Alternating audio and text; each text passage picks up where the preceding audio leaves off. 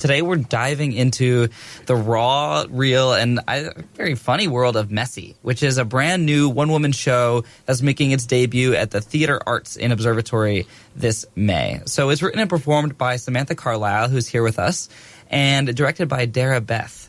And so Messy takes a sort of no-holds-barred journey through topics like sex and love and intimacy, and as well as modern dating in general, through this lens of an online sex worker. So it's an interesting concept, but I'm excited to hear you talk a little bit more about that, because you're both the author again and the performer of this show. So hello and welcome. Thank you. Thank you for having me. So, sorry, Ryan. I was going to say Samantha before Ryan jumped straight into the play. Can you take us way back into time, in terms of your influence when it comes to performing arts, what inspired you or how it all started? Of course. So I am born and bred in Makhanda in the Eastern Cape. So I grew up going to the National Arts Festival since I was like a tiny child up until COVID, and then now that it's back, I'm going back again. Messy is going to National Arts Festival as well, but that's a chat for a later day. So I sort of grew up watching some amazing independent South African theatre and a lot of stand-up comedy and that sort of thing. So that kind of style, especially, I like to bleed stand-up comedy into my play and sort of the format of that. So yeah, that was kind of how I got inspired to start writing and performing. Okay. And back home, like when you were a child still in high school, did you see that direction or? I always knew I wanted to be a performer. I wasn't so sure about writing. I always really enjoyed it, but I always thought it was quite personal. Like, I don't want people to read what I've written. And then I got to university, and then I left university, and I met Dara Beth, who is a phenomenal playwright, and they kind of encouraged me to get into it through their non-profit organization, chronicle. Okay. And so is this your first show that you've sort of written and performed, or is this? It's my first show that I've written. I've performed a couple of shows, but it's the first one I've written, and I'm going to say semi-autobiographical, but it's autobiographical. So it's a very terrifying prospect that I'm about to share it with people on stage. Could you talk a little bit more about that? When you say semi-autobiographical, like even autobiographical, like.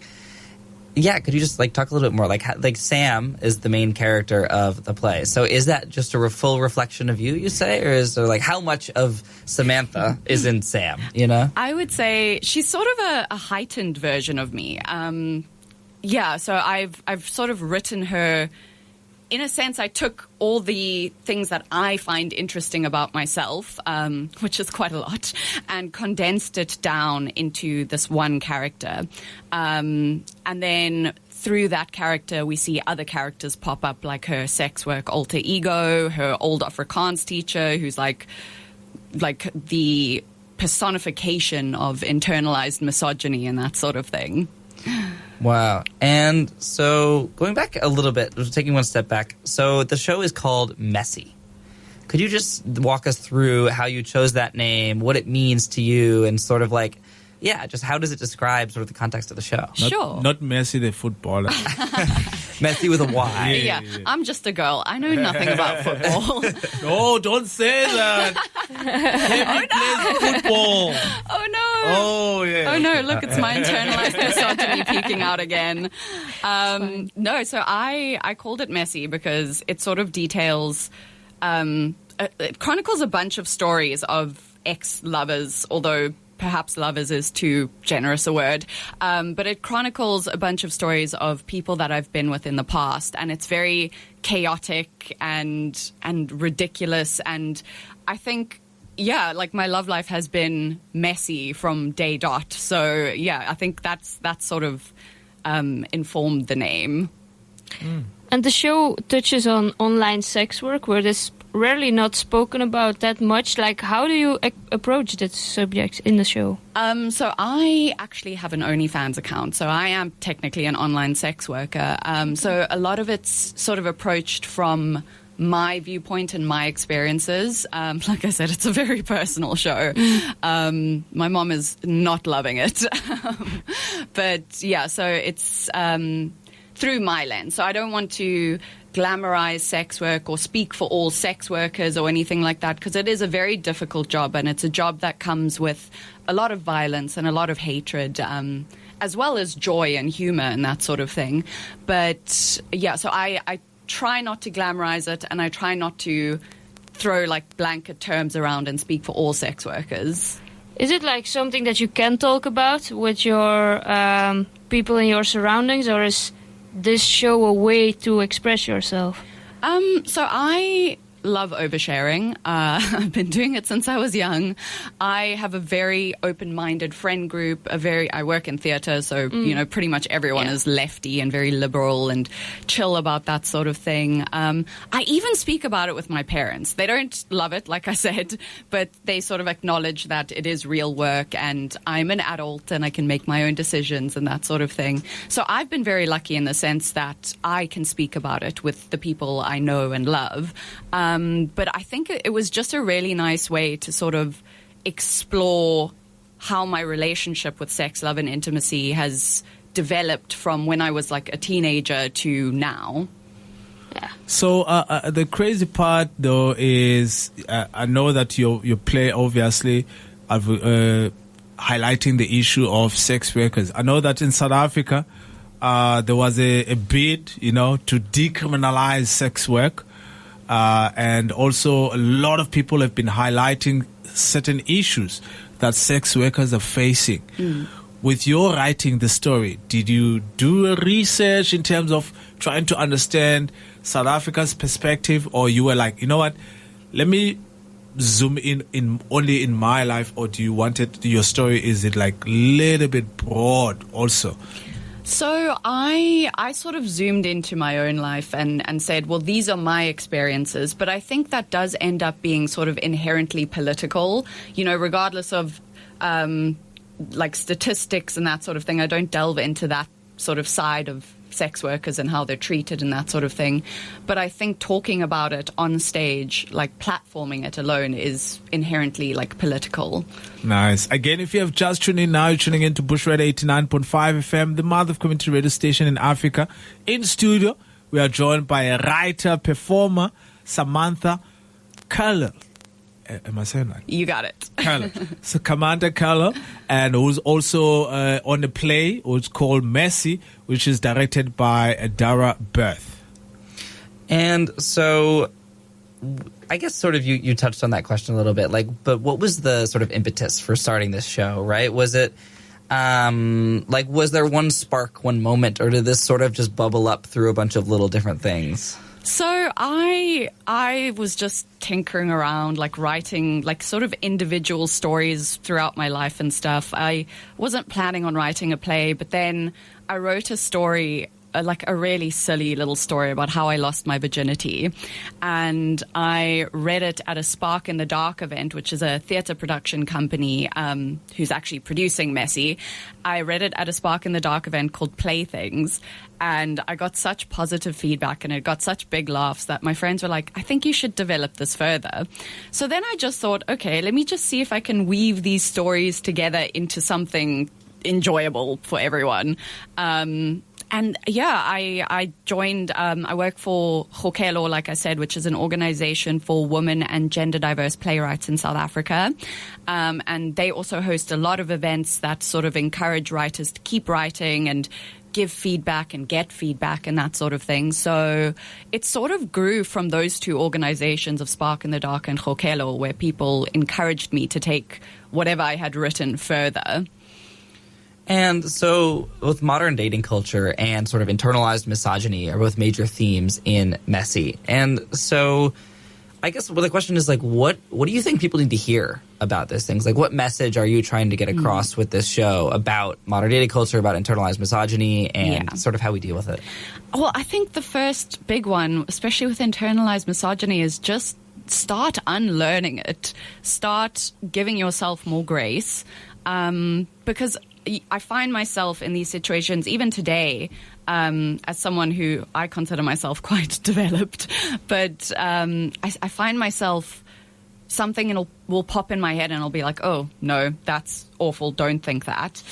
And then you just have to sit with yourself and go, okay, well, be kinder to yourself. You know, you've had this forced on you since you were a child. And then with dating, I mean, my advice is don't.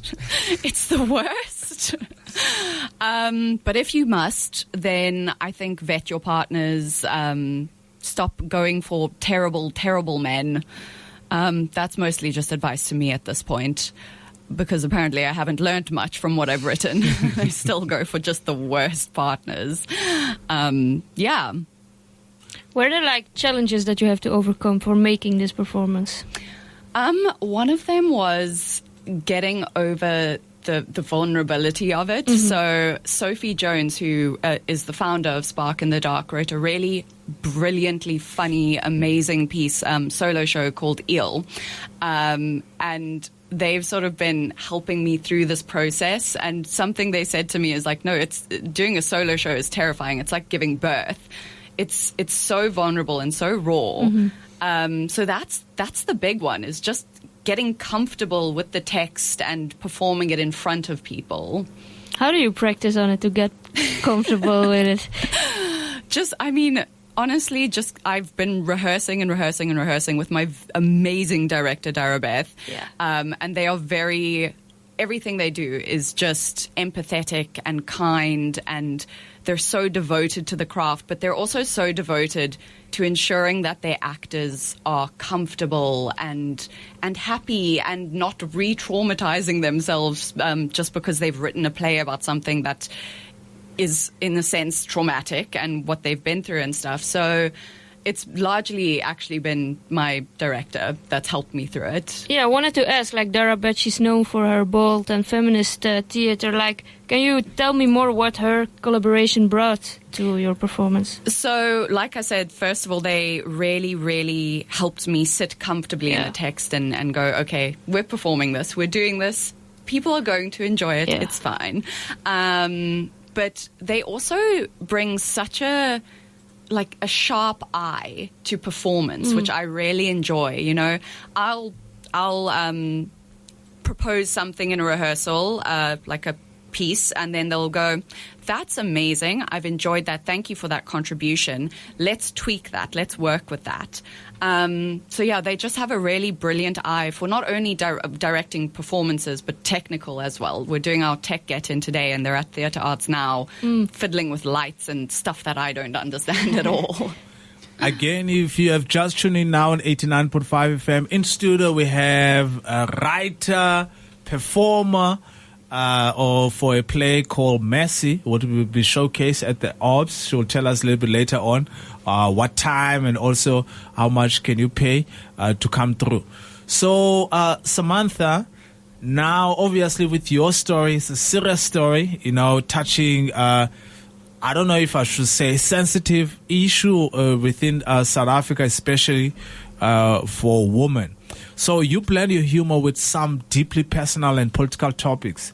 Was that a conscious choice from the start, or how do you balance vulnerability and comedy? I think comedy comes from vulnerability, and I think it also comes, there's to an extent it comes from oppression. And don't misunderstand me, I am a middle-class cis white woman with loads and loads of privilege, but I have, my comedy specifically focuses in on things like misogyny and that sort of thing. So I think that's where the comedy actually comes from. It's born from that vulnerability. Okay. Wow. Yeah, that's a really interesting idea, how those two things are sort of intertwined. And I guess, so that sort of leads me to the next question, is when people walk away from this theater, when the lights turn back on, the curtains are closed, what do you want people to recognize? What do you want people to walk away with? I think I want them to walk away with a sense that it's normal to go through difficult things, but come out the other side and feel happy and joyful and learn from it. And I also want them to walk away realizing that sex is ridiculous. It's funny. It's silly. And you can laugh about it. It doesn't have to be like a topic that's serious. Yeah. And, you know, obviously there are aspects of it that are serious. And some of those aspects I even bring up in my play. But at the end of the day, you can just laugh about it. You don't have to be embarrassed or ashamed. Wow. Yeah, that's a really powerful thing. So where can we find it? Like, where can we go see it? Where can we follow you, like, social media wise? Like, so what's the scoop? It will be at Theatre Arts tomorrow and Wednesday, the 6th and 7th of May at 7 p.m. 2 nights only, but I will probably be doing more runs of it. And then it'll be heading to the National Arts Festival in Makhanda from the 26th of June to the 6th of July. You can keep up to date with at Spark in the Dark SA on Instagram. That's also on Facebook and TikTok. And then, yeah, you can keep up to date with my Instagram at Samantha Carlisle _ I think that's my Instagram handle. I should probably know it. But yeah, and then I it's pretty much all I post about at the moment, that and my OnlyFans. Oh. Go ahead. That is Samantha Carlisle, the writer, performer, and all-round powerhouse behind Mercy, the bold new solo show, premiering at the Theatre Arts in Observatory on the 6th and the 7th of May, which is starting tomorrow, right? Yep. Yo, that is... obviously, we hope we're not disturbing your practice routine or something. Not at all. I mean, if it's not ready by today, it's never going to be ready. So how many people are you expecting to come? So far, well, I mean, the theatre seats about 56 people. That's a lot. So far, I have sold for tonight about 15 tickets. But I also am very aware that it is winter, or it's coming on winter, and it's very cold, and people don't want to leave their houses. But I want to encourage them to, because it'll be fun. There will be a bar. It'll just be a really nice evening out. Times? Really cool. Sorry, Ryan. That's times? Really cool. What are the times? 7 p.m. to 8 p.m. It's an hour-long show. They live close. They would come. Again, so thank you so much for coming. Are there any, like, last couple words you want to say, like, final sort of round out? Well, first of all, for any performers and writers, I would encourage them to look up chronicle and Spark in the Dark. I think they're both wonderful, wonderful, accessible resources. And if you really, it doesn't matter how experienced you are as a writer, it's, you know, they'll take you from 0 to 100 and you will feel safe, and it'll be fun and it'll be great. So that's the first thing. And the second thing is, thank you so much for having me. I've really enjoyed this. Thanks to you Thank you. for sharing your story, man. I love talking about myself. We hope to have you again. Yes. Thanks so much. Yeah, or maybe this time you come with Beth. You know, yes. Ask her more questions. Absolutely. So, any upcoming project? So besides Messy, I'm starting rehearsals for a play called What Do You Think the Birds Are Doing by the amazing playwright Caleb Prinsloo. And then that's also going to National Arts Festival. Besides that, just working on a bunch of things for Spark in the Dark. Spark in the Dark has some really fun things coming up, some events like play things at Theatre Arts as well for young writers and performers to try their work out in front of a live audience. Yeah, so we've got some really exciting stuff coming up. I think the bears are making noise. Thank you very much, Sam, for coming through. Last words again for our listener. Quickly, just that line, 1 line or 2 lines or 1 word. About Messy? No. For the listener who's listening now, maybe they're going through a lot. Who knows, maybe even some, in the sex work industry or someone, whatever. What words of motivation can you give our listener? I would say, and I don't know if this is a healthy coping mechanism, but I would say just laugh about it. Find a way to laugh about it. Find the humor in it. But also go to therapy, I guess. That's probably also important. Thank you very much.